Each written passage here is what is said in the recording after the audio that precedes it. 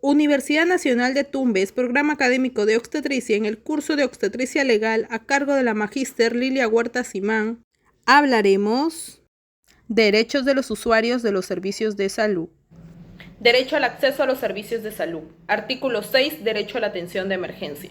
Toda persona que necesite atención de emergencia médica, quirúrgica y psiquiátrica tiene derecho a recibirla en cualquier IPREX, pública, privada o mixta, en base a la capacidad resolutiva necesaria para tal fin.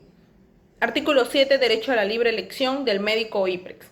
Toda persona en el ejercicio del derecho a su bienestar en salud puede elegir libremente al médico o a la IPREX que le brinde la atención necesaria. Artículo 8. Derecho a recibir atención con libertad de juicio clínico. La IPREX está obligada a garantizar que los médicos ejerzan su labor con libertad para realizar juicio clínico. Artículo 9. Derecho a una segunda opinión médica. Toda persona, bajo su responsabilidad y según su cobertura contratada con la IAFAS o con cargo a sus propios recursos, tiene derecho a solicitar la opinión de otro médico, distinto a los que la IPREX le ofrece, en cualquier momento o etapa de su atención o tratamiento, debiendo ponerlo en conocimiento de su médico tratante, quien dejará constancia de la solicitud en la historia clínica del paciente.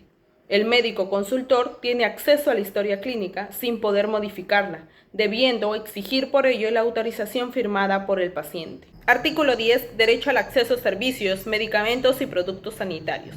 Toda persona tiene derecho a obtener servicios, medicamentos y productos sanitarios adecuados y necesarios para prevenir, promover, conservar o restablecer su salud según lo requiera la salud de la persona usuaria. La IPRES debe garantizar el acceso a los servicios, medicamentos y productos necesarios en forma oportuna y equitativa a fin de satisfacer la necesidad de las personas usuarias. Los derechos al acceso a la información.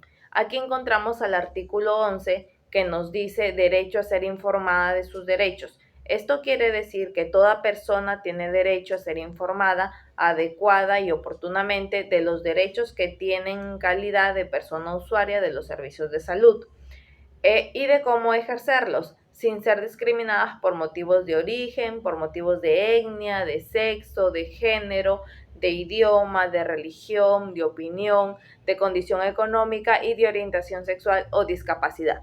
Pasando al artículo 12, que nos habla sobre el derecho a conocer el nombre de los responsables de su tratamiento. Esto quiere decir que toda persona tiene derecho a conocer el nombre de los médicos responsables de su atención, así como el de las personas a cargo de la realización de sus procedimientos. Toda esta información se encontrará en la historia clínica. Vamos a hablar sobre el artículo 14 que nos habla sobre el derecho a ser informada sobre su traslado. Esto quiere decir que toda persona tiene derecho a recibir información completa sobre las razones que justifican su traslado dentro o fuera de las IPRES y las condiciones en las que se realizarán. Las personas usuarias tienen derecho también a no ser trasladadas sin su consentimiento, salvo su razón justificada del responsable de las IPRES. Y por último vamos a hablar sobre el artículo 16 que nos dice derecho a recibir información sobre su propia enfermedad y a decidir su retiro voluntario de las IPRES. Esto quiere decir que toda persona tiene derecho a recibir del médico tratante y en términos comprensibles la información completa, oportuna y continua de su enfermedad. Derecho a atención y recuperación de la salud. El artículo 19 dice el derecho al respeto de su dignidad e intimidad. Esto nos da a entender que toda persona tiene derecho a ser atendida por personal de salud autorizado por la normativa vigente y con pleno respeto a su dignidad e intimidad sin discriminación por acción u omisión de ningún tipo. El artículo 20 dice derecho a recibir tratamientos científicamente comprobados o con reacciones adversas y efectos colaterales advertidos. Toda persona tiene derecho a recibir tratamientos cuya eficacia o mecanismos hayan sido científicamente comprobados o cuya eficacia o mecanismos con reacciones adversas y efectos colaterales descritos le hayan sido advertidos oportunamente. El artículo 21 habla sobre el derecho a la seguridad personal a no ser perturbada o expuesta al peligro por personas ajenas al establecimiento.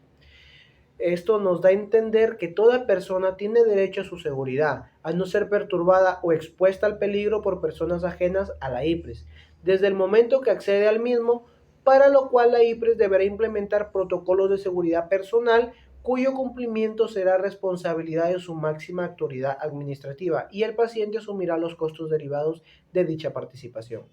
El artículo 23 habla del derecho al respeto del proceso natural de la muerte del enfermo terminal. Toda persona tiene derecho a que se respete el proceso natural de su muerte y a recibir los cuidados paliativos que correspondan como consecuencia del estado terminal de la enfermedad. Previa firma del consentimiento informado. En caso de menores de edad o de personas cuyas condiciones particulares le impidan ejercer este derecho, se realizará conforme a lo señalado en el artículo 5 del presente reglamento. Cualquier acción u omisión. El capítulo sub 4 de los derechos de la persona usuaria de los servicios de salud nos va a hablar sobre el consentimiento informado. Para esto, el artículo 24 nos habla que toda persona tiene derecho a otorgar o negar su consentimiento consignando su firma o huella digital de forma informada, libre y sobre todo voluntaria. ¿Quién es el responsable de llevar a cabo todo este proceso? Primero, el consentimiento informado es un procedimiento médico formal, donde ya sea el médico o el investigador, según corresponde el caso, debe constar por escrito a través de un documento la evidencia del proceso de información y decisión del usuario, siendo responsabilidad también de la IPRES su gestión y archivo correspondiente. Al no cumplirse con estas condiciones se genera la nulidad del consentimiento.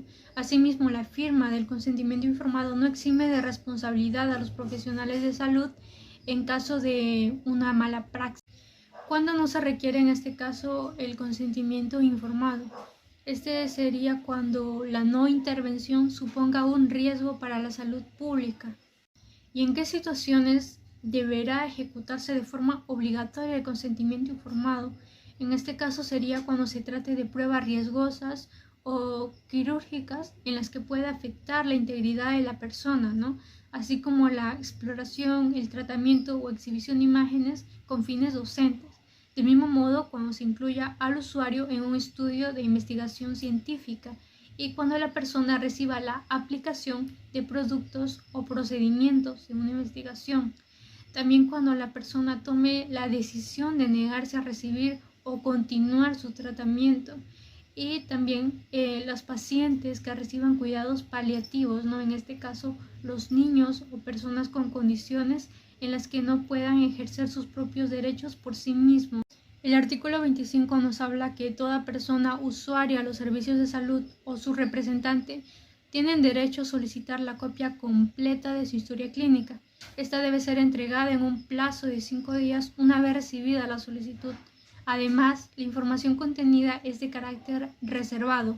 Asimismo, el solicitante asumirá los costos de producción que supone este pedido. Por último, el artículo 26 indica que la IPRES debe garantizar que el acto médico esté sustentado en una historia clínica veraz y suficiente, observando la estructura, registros a consignarse y otros documentos vinculados. Adicionalmente, el contenido mínimo de la historia clínica y especificaciones de registro deben adecuarse a las normas técnicas y otras emitidas por el ente rector en salud.